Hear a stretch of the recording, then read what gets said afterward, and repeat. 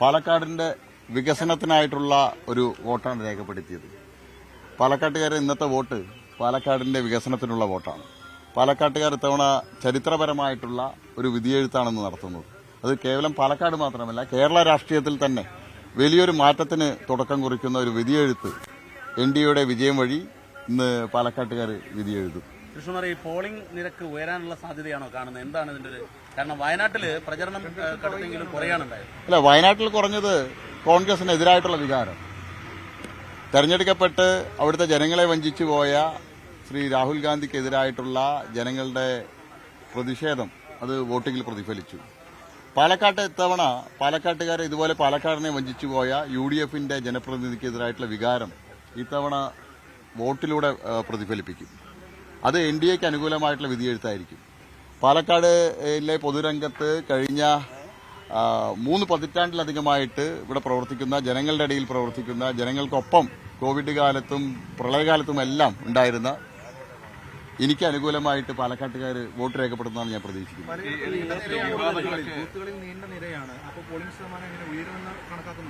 Polling ശതമാനം വിജയിക്കും, ഉയരും. കാരണം കഴിഞ്ഞ തവണ ശ്രീധരൻ മെട്രോമാന്റെ പരാജയം ചെറിയ വോട്ടുകൾക്കാണ്. ആ വോട്ടുകൾ മറികടക്കാൻ, ആ പരാജയം ഇത്തവണ ഒഴിവാക്കാൻ പാലക്കാട്ടുകാർ മനസ്സുകൊണ്ട് ഉറപ്പിച്ചിട്ടുണ്ട്. രാഷ്ട്രീയ വിവാദം ഉണ്ടായ ഒരു മണ്ഡലമാണ്. ഈ വിവാദങ്ങൾ എങ്ങനെയായിരിക്കും പാലക്കാട്ടുകാർ കാണുന്നത്?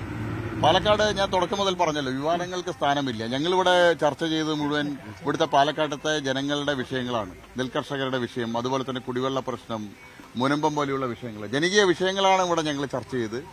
ആ വിഷയങ്ങളാണ് പാലക്കാട്ടുകാർ ഏറ്റെടുത്തിട്ടുള്ളത്. രണ്ട് മുന്നണികൾക്കും വിവാദങ്ങൾ മറന്ന് വികസനത്തിന്റെ പിന്നാലെ വരേണ്ടി വന്നു.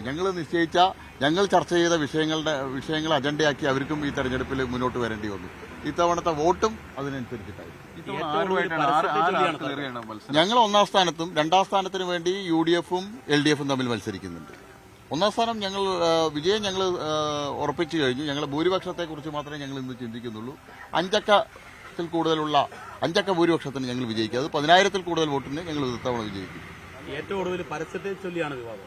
അല്ല, രണ്ട് മുന്നണികളും ഒരു പ്രത്യേക വിഭാഗത്തെ പ്രീണിപ്പിക്കാനായിട്ട് നടത്തുന്ന ശ്രമങ്ങളുടെ ഭാഗമാണ്. ഞങ്ങൾ ഒരു വിഭാഗത്തെ വോട്ട് ബാങ്കായി കരുതുന്നില്ല. ഞങ്ങൾ എല്ലാ വിഭാഗത്തിന്റെയും വികസനമാണ് കാണുന്നത്. പാലക്കാട്ടുകാർക്ക് അതറിയാം. പാലക്കാട്ടിലെ ന്യൂനപക്ഷ വിഭാഗങ്ങൾക്ക് അറിയാം. ന്യൂനപക്ഷ മേഖലകളിൽ പോലും ഇത്തവണ ഞങ്ങൾ വലിയ മുന്നേറ്റം നടത്തും.